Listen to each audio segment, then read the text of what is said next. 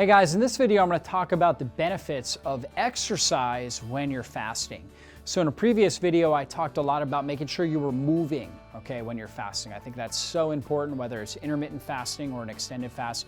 Just getting moving is so key.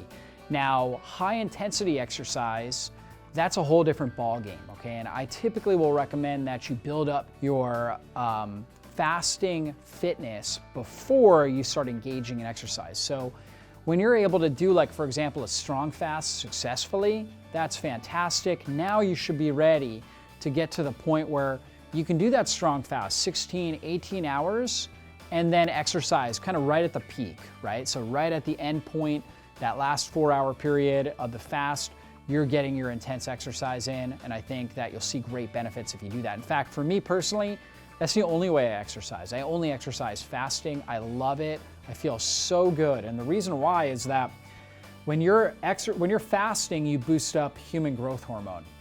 Fasting and exercise are the two greatest stimulants for human growth hormone release. And human growth hormone is our quintessential anti-aging hormone. It helps our body to build lean body tissue. Muscle helps us burn fat, helps us build bone tissue, helps strengthen our immune system, helps our body to repair skin, hair, nails. It's anti-aging. Fasting as well as exercise stimulate that. When we combine the two, we get a massive rise in human growth hormone. And it gives you almost this natural high that you just feel amazing with it. Okay, so HGH, you also will produce more ketones. And ketones are epigenetic modulators. So they're gonna actually modulate your genes so you get a better expression of your DNA. So you get an expression that's more stress resilient. It helps reduce your risk of chronic disease, helps improve brain function, mental clarity, cognition, your ability to think sharply and quickly. So incredible benefits there. And when your body's running on these ketones, you notice that you have greater oxygen efficiency.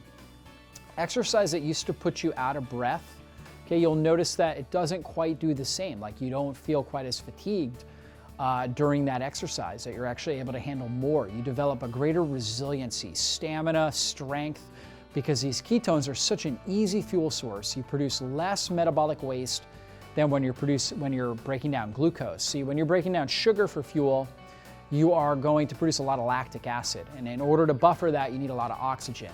Okay, when you're using ketones, you produce a lot less of the lactic acid because you're burning less sugar. Therefore, you need less oxygen. So you just feel better. You're able to recover from exercise more effectively. You're able to do more supersets and compound sets and different things like that and go at a higher intensity. So great oxygen efficiency.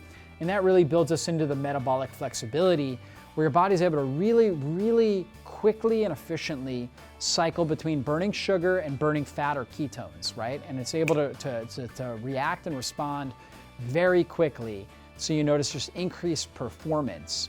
And then after the exercise, after the training, you're burning fat, right? Your body just gets so good at burning fat for fuel and preserving stored sugar, preserving glycogen.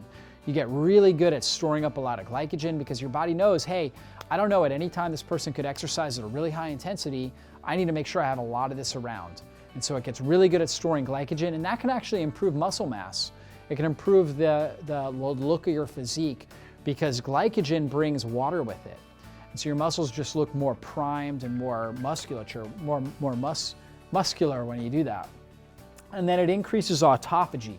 And autophagy, again, is this process where the body's breaking down old organelles, old mitochondria, right, that aren't producing energy very well, and building new, healthier mitochondria that can produce energy much more effectively. It's breaking down these old decaying cells. It's getting rid of viruses in your system, detoxifying your body from within the cell. So exercise and fasting, it's like a perfect marriage, okay? These things can work great together. However, as the precautionary warning, make sure that you've developed a certain level of fasting fitness.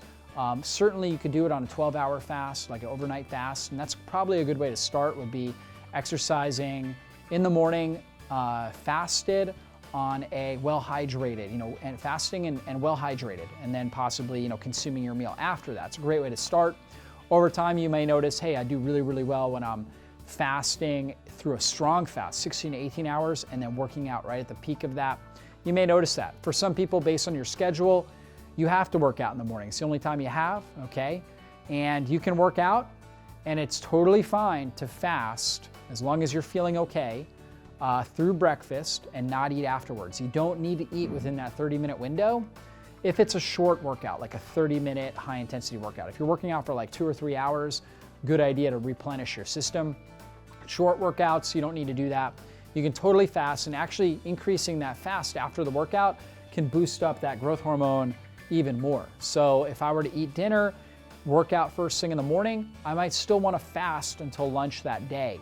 So try to listen to your body, but kind of prolonging that fast, drinking a lot of water can help your body get a great release of human growth hormone, help you build muscle tissue, recover from the workout more effectively, and help you get the best results. And so that's fasting and exercise. Hopefully that's helpful, and be sure to check out the PDF that goes with this video.